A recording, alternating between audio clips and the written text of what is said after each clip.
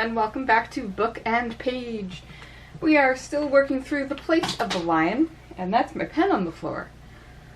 Good start. We are actually on chapter 10 of The Place of the Lion, called The Pit in the House. And hey, a chapter I actually like, because it's not full of misogyny. It's got some pretty cool concepts that are going to be really fun to try and peel back and understand a little more. As always, take everything I say with a grain of salt, because I'm not an expert in... There are many things in this chapter that you're gonna find people that are experts in. And they're all just crashing together, and it is beautiful. Okay. So, as always, we'll start with a brief summary of what happened in this chapter. As much as I can summarize, it's really a chapter you need to read for yourself. And then we'll talk about things in some detail. Oh boy. Okay, so this is a really visual, visceral visual chapter with a lot of philosophic concepts coming into play. So we start in a very literary-friendly realm with Anthony and Dr. Rockbotham on the way to Mr. Berenger's house. Again, you'll remember from a chapter or two ago that they've made this arrangement that Anthony was going to go with Dr. Rockbotham to see what's happening. And they talk about some mundane things in the car, for the most part the weird thunder that Anthony knows is actually the lion. But, he's making polite conversation. They arrive at the house, and Anthony does have some doubts. He's not sure what's going to happen here, but successfully gets into the house and up to Mr. Berenger's room, where after the doctor examines Mr. Berenger and goes to speak with the nurse, Anthony bends over Mr. Berenger and gazes deeply into his unseeing eyes. And in this moment, something seems to happen. Anthony is sure that he has seen something in Mr. Berenger that he can't trace easily, and he starts seeing other things around the house, pits and dark spots appearing, and then he has a full-on vision of the great pit in which these forms exist. It sort of it goes down, it goes up, and he perceives several of the forms within it. He always mentions coiling, so the serpent coiling through this pit. He understands the movement now of the butterfly, the ascent and descent, and of course, above it all, he perceives the eagle flying, staring at him deeply, even at a distance. And from here, everything for Anthony changes. In so much as we've already seen that he's the one who's successfully going to communicate with the forms and survive them, so really this is just a perfecting of this moment. And we're actually told that he seems to be given a gift of prophecy and sight in this moment, because, like I said, his perception shifts.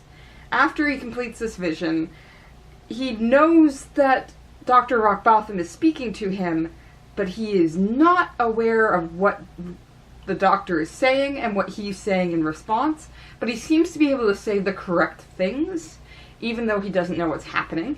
He can perceive the ideal fire that seems to be coming up, which we'll get a more visceral description of later, but these moments of flame that keep appearing.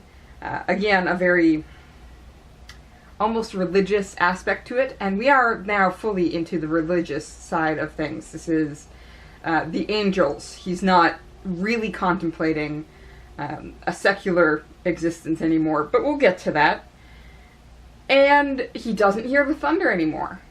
There is no call of the lion that he's hearing, probably because he's answered it in some way. He says that he's challenged the two great guardians, the lion and the snake, even though he's never directly seen the snake in this world, and everything is okay.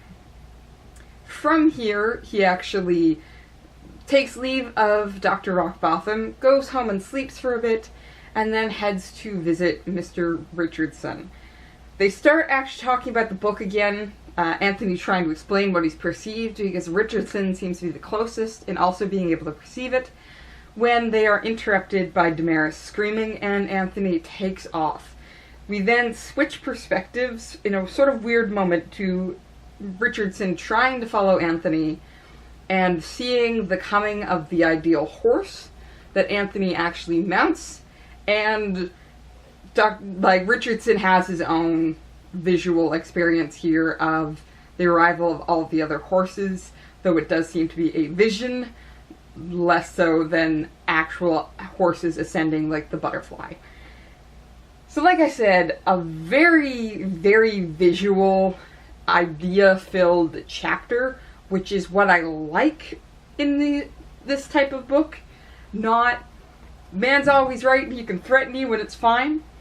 So we're going to talk about some of those ideas and some of those visions. Again, as much as we can, because we are in a very, very steeped idea-filled chapter at this point. And trying to piece things out and unfold them a bit, going to be a little more difficult.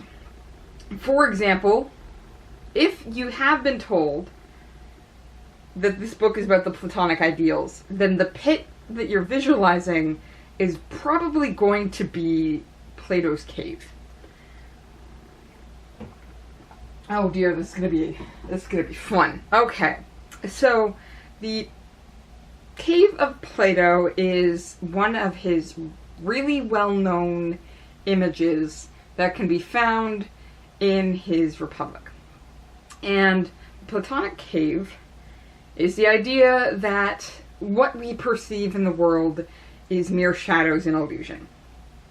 The image he gives you are of prisoners who are chained at the ankles and the neck in a deep, dark cave.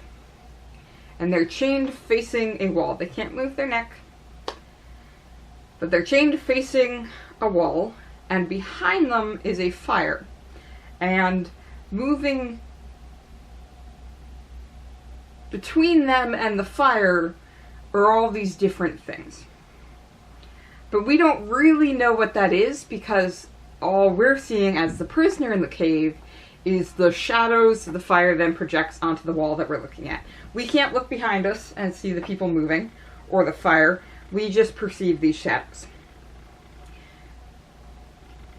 The story then goes on to what would happen if one of these prisoners inexplicably found themselves free. If they were no longer chained, what would they do? And the first thing, of course, is to turn around and get immediately blinded by the fire. But after they become used to the light the fire provides, they'd be able to perceive what was creating the shadows. So they'd see the movement, which some people attribute to puppets, like actual puppetry happening, rather than anything physically actually happening. You could see the puppets, and you have a better understanding then that the shadows were created by these puppets and the firelight. From there, you would then want to ascend out of the cave, and you would have to do it slowly because, of course, as you get up, it gets brighter and brighter, and again, you'll be blinded by all of this. Because while you're used to the light of the fire, that's very different from daylight. Eventually, the prisoner would get out of the cave and immediately again get blinded because the first thing they'd want to do is look up at the sun.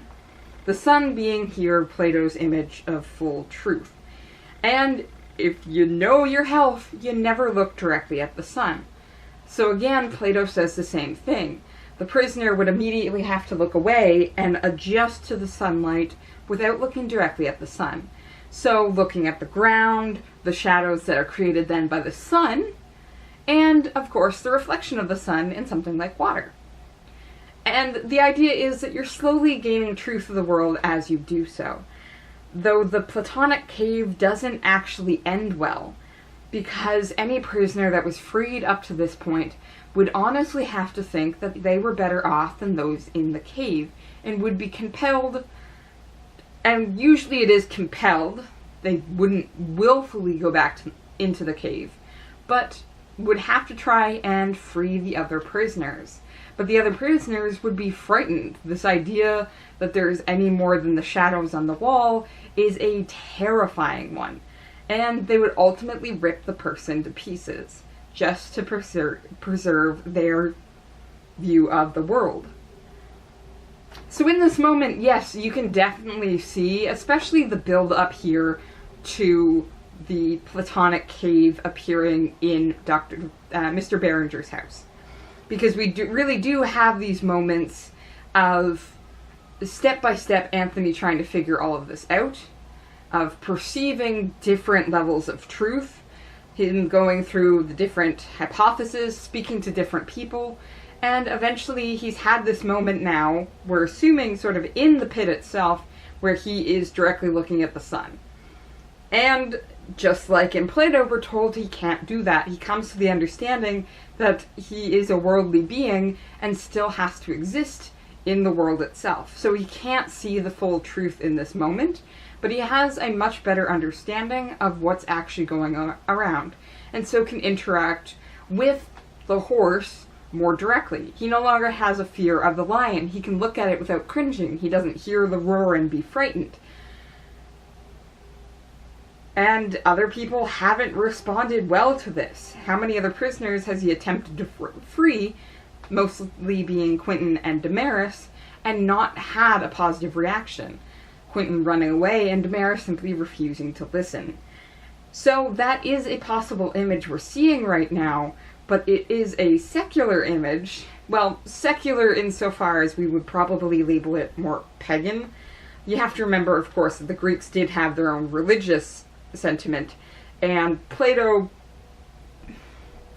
Well, Socrates was supposedly killed for believing in new gods and not the old gods, and Plato wasn't killed. So we can perceive that Plato at least came off religious enough to avoid these problems. That is, if you believe that Socrates was actually killed for the religious aspect and not as a political ploy. But that's all here nor there right now.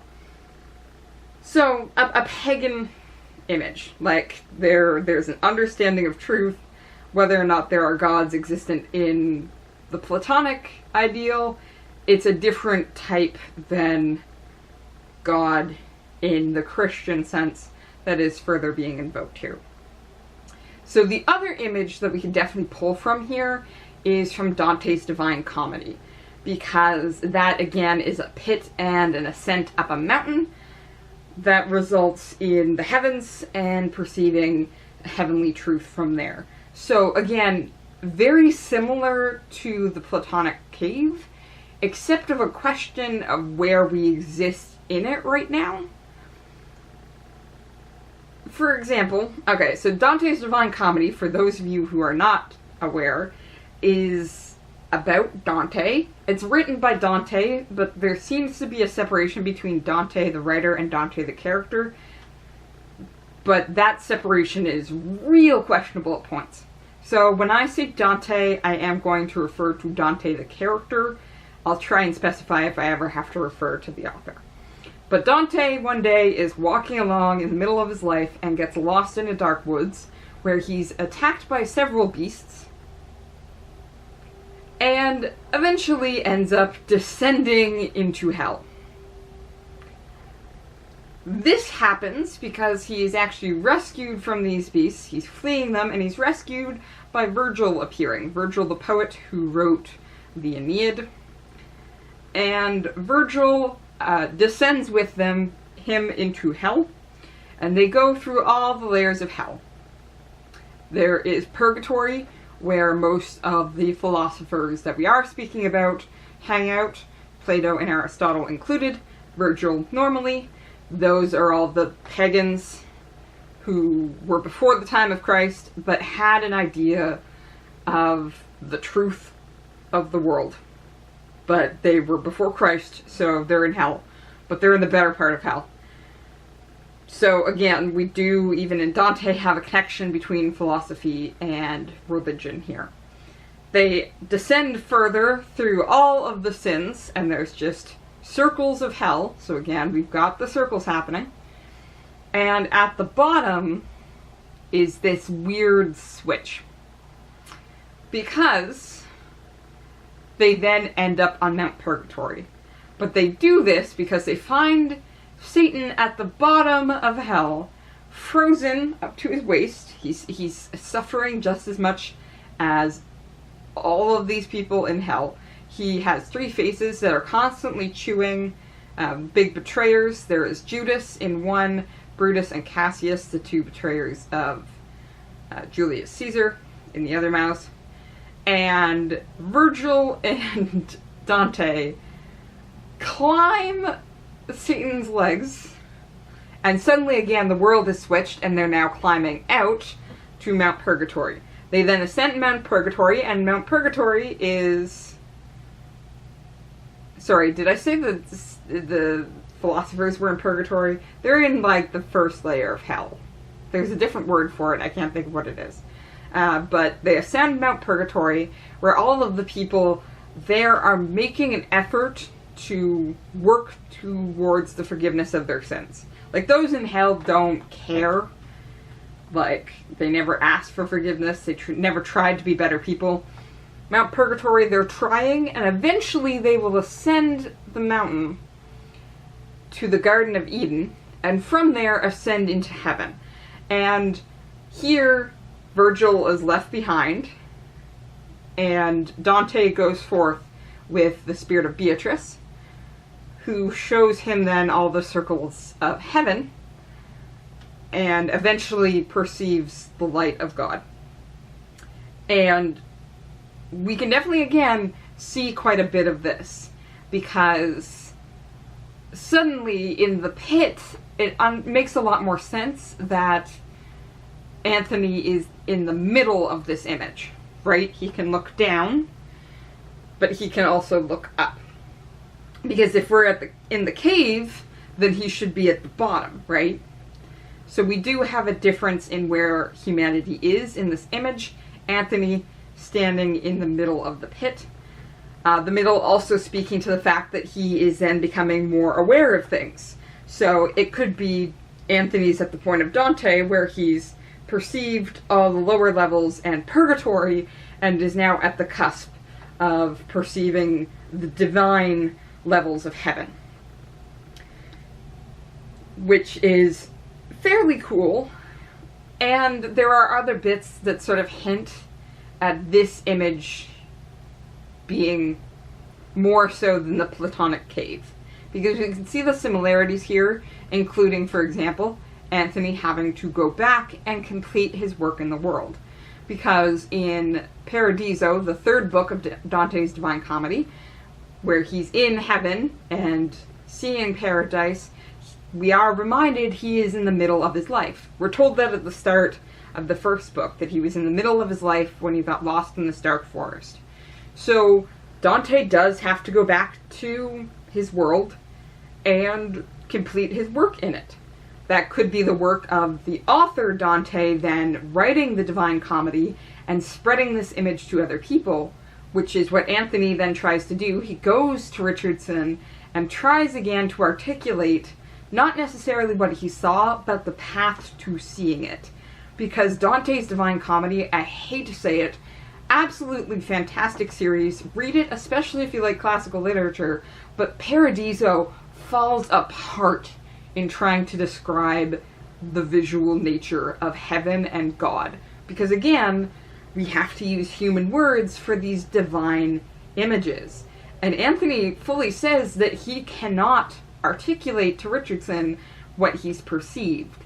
But he's trying then to prompt Richardson into his own actions. There is some pushback, though. No one really likes being told what to do, especially when it interrupts their way of life. And this is likely true in the world of Dante's Divine Comedy, and not just the prisoners of Plato's cave. A lot of people read the Divine Comedy and say, that's nice literature, but it's not teaching me anything. There are plenty of people in Dante's hell that he speaks to who should know better and just don't try. And this would likely be true of those reading Dante's Divine Comedy, and not just those people actually placed into it. So Richardson's resistance here, and that of Damaris and Quentin as well, is understandable, but shows up in both literary images that we are comparing to. Again, we also have the beasts showing up, but we're also told the beasts here are angels as well, so they could be part of it, right? We're also told the dragon, another beast that's possible, is definitely Satan, but Satan was an angel as well. So, are the beasts of the Divine Comedy that chased Dante and sent him on this journey part of the grand plan? Are they two guardians of this world that Anthony has surpassed and able then to see everything else happening here? And again, the horse here could be a symbol of Beatrice of some sort. The divine being that must take over, guiding Anthony to where he needs to be, simply because no secular being or human at this point in time can get him there. Richardson sort of served as Virgil for Anthony up to this point. He prompted him enough to get him to see these images, and informed him enough that Anthony suddenly understands when he views the pit what he's actually seeing. But Richardson has to get left behind. If he makes any further choices here, he has to do it on his own. Anthony cannot drag him along. We're going to see about next chapter and whether that's true of Damaris, but leaving that until then. So, we could have the secular image of the Platonic cave, or we could have the Dante image of hell, purgatory, and paradise, or we could have a combination of both. That's where the spirals come in. So we're told quite often that we've got this spiral motion. The snake is always coiling and coiling and coiling, and we also seem to have a very similar motion, if not inverted in a way, for the butterfly, because the butterfly always comes up and comes back down, and that's a spiral in its own type, just switched sides, right? So spirals here are fairly interesting because, well, they always move on top of themselves. And a lot of people perceive this as a newer way of thinking about history, because the linear idea of history is we started here and we ended up here doesn't quite work. For example, we started here, we ended up here, and somewhere along the lines we somehow lost the technology that allowed us to make the pyramids. We lost how to forge Damascus steel. When you look back on the great creations of the older ancient generations and say, but we're at a better place now, you're sort of historically overwriting what these people were able to achieve. So, the spiral history is, a lot of people find, a much more understandable vision of history, where people can achieve the same knowledge. We're just slowly perfecting that knowledge. That's why the Platonic image of the cave and Dante's image of the setup of the afterlife of Christianity hit a lot of the same spots. We're in a spiral of history that is slowly accumulating knowledge, but knowledge that older generations also could have had. Plato and the other philosophers are in a section of hell because they were before Christ and thus still affected by original sin, but they are in the topmost level because they've perceived something about the way the world works. They have that knowledge that we're just gradually coiling further and further up. So, we can have very similar images happening and similar movements. The question whether or not the beast came for Moses in the time of Moses, again, could be part of the same coil. The angels reappearing and history repeating itself, finding sort of the person that will go forth and bring more people into the fold. It's an interesting image I like the butterfly image a little better, because the butterfly image is the ascent and descent, which allows for the fact that there are going to be mistakes made that are not necessarily permanent and don't utterly destroy you. Because the coil, of course, assumes that we're always perfecting our truth, but like I said, somewhere along the lines, we lost how to make some pyramids, we lost how to make Damascus seal. There is knowledge and truth that is lost over time. And this is deeply relevant when we think about the stories that native cultures tell in their own countries. There are actual First Peoples in North America who have stories of events that happened just centuries before that are only now being taken seriously at the same time that they're also being lost. As we're losing these populations and the stories themselves, we're losing the knowledge. So that's the butterfly. There is an ascent, but there's also a loss here. But the ascent can come again. We can realize that losing this knowledge is a bad thing and fight to maintain it. We can ascend again. It's not quite the same thing as the full spiral, but it makes me a little hopeful that mistakes can be made and be recovered from. And Anthony does say that fully as well for himself. He suddenly perceives his life in this moment when he's caught up in the movement of the butterfly in the pit, not the first movement of the butterfly. And he suddenly realizes that he's made mistakes, he's made right choices, he's done evil things, but he's also done what he calls holy things. So we're suddenly aware that the character we're following isn't the perfect character. We don't have the second coming of Christ here and have a perfect character who's the only one who can ascend because he's a perfect ideal himself.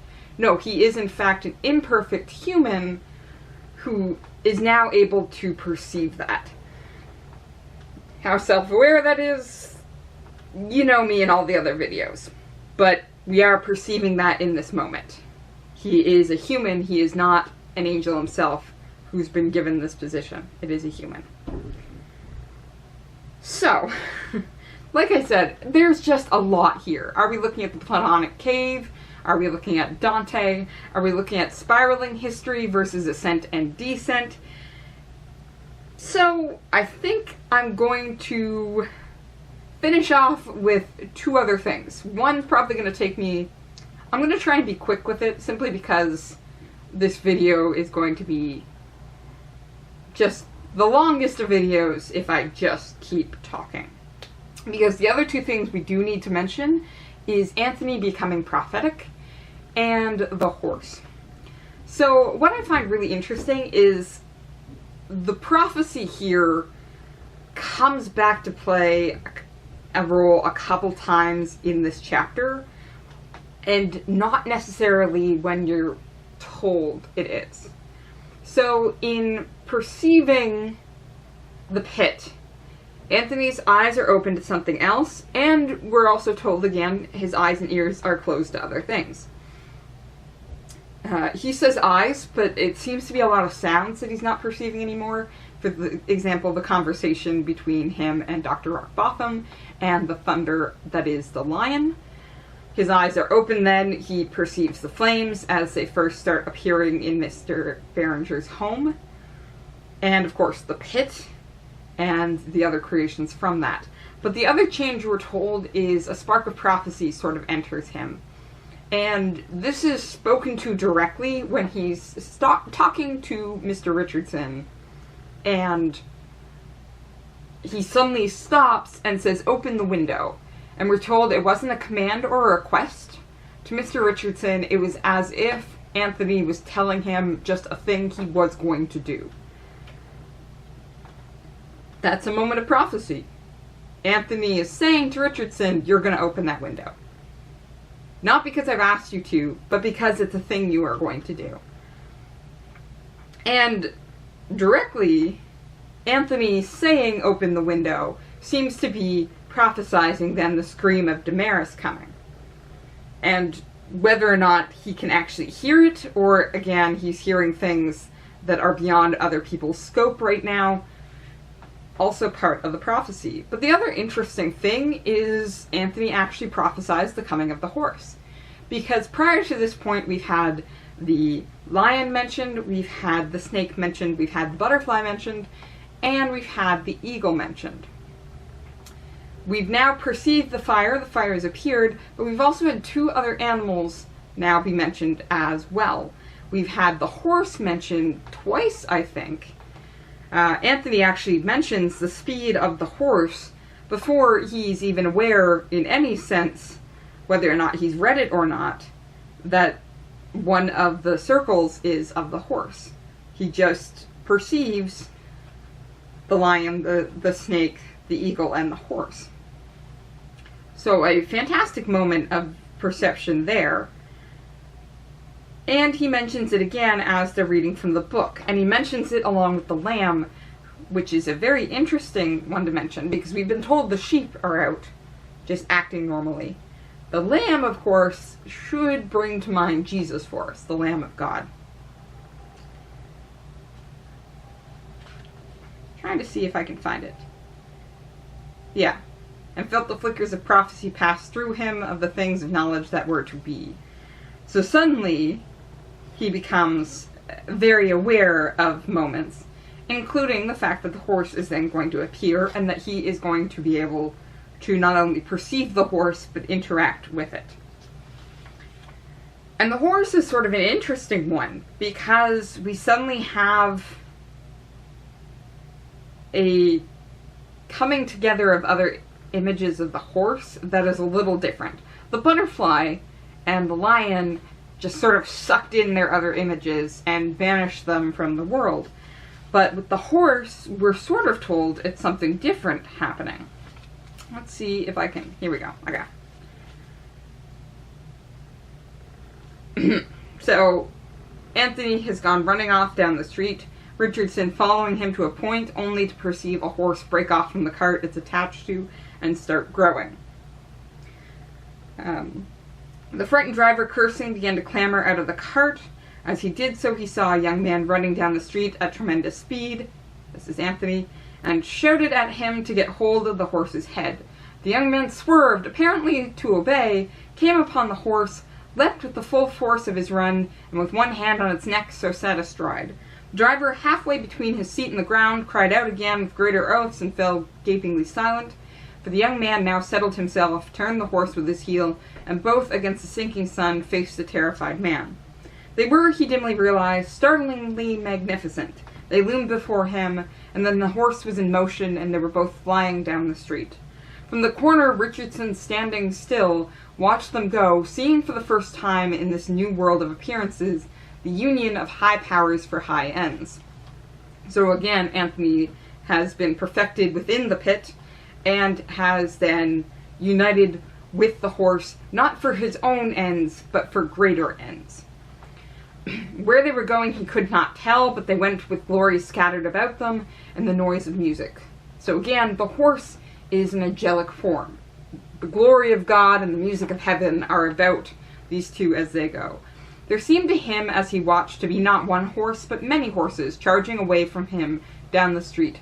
Herds from the pampas and the steeps, a thundering army, riotous and untamed. Here and there, amid these tossing manes, he saw riders, but their shape and aspect he could not see. Only far beyond that wild expanse of haunches and backs and necks, he saw Anthony sitting easily upright, leading them, directing them, by virtue of the steed he rode. Down that provincial street, all the horses of the world seemed pouring, but he realized that what he saw was only the reflection of the single idea. One form, and only one, was galloping away from him. These other myriads were its symbols and exaltations. They were not there, not yet. How uneasily soever in the stables and streets the horses of the neighborhood stirred and stamped, and already kicked at the gates and carts in order to break free. They were not yet there, although far away on eastern and western plains the uneasy herds started and threw up their heads and snuffled at the air, and whinnied and broke into quick charges, feeling already upon the wind the message of that which they were. So, suddenly we don't, in fact, have the full enveloping of all of these creations into the one, we actually see the refraction of the form into the many. It is the opposite of what we've perceived this entire time, and comes at a really meaningful moment when greater powers meet for greater ends. Anthony and the horse coming together suddenly shows the greatness of all of these imperfect aspects as an attempt to reach the form, and an acceptable attempt. Suddenly, it's not a bad thing that all these other horses exist, it's a good thing. Especially if we're aiming for greater ends. So the coming together of Anthony in this perfected form with the form of the horse shows us not the destruction of the world, but in fact the creation of it. It's this fantastic moment where, again, we've flipped everything. We're no longer descending down and seeing the destruction of the world. These are no longer fallen angels like the dragon. These are, in fact, angels of heaven and creation. They are forms that show the world in a perfect light and accept its imperfectness.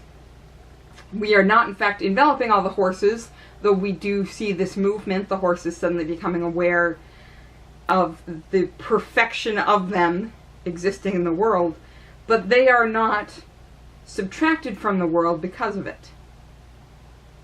They simply perceive it and understand. And that's because the form of the horse is so focused on greater ends now that it is not going to subsume everything. It is here for a purpose. And it has been combined with Anthony, who's also here for a purpose. So like I said, I really like this chapter. Some fantastic images, some fantastic discussion, with some very hard-hitting questions about how we perceive the world. And it's flipping some of the questions of the book itself on its head. I wish next chapter was going to make me feel as happy, but we're just going to have to deal with that when we deal with it. I'm going to keep reading, and I hope you do too. See you next time.